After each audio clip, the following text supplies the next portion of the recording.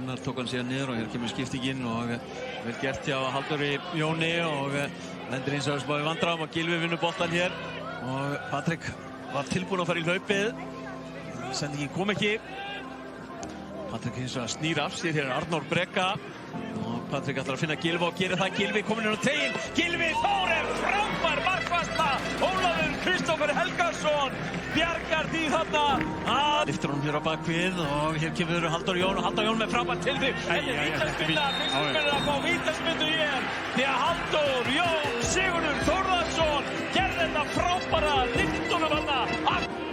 Fær það verkefni að taka þessa vítaspyrnu. Fredrik Skram til varnar og Orri, hann ver frá honum. Fredrik Skram ver frá honum og hendur honum bara líka og fljótur að kasta honum síðan út.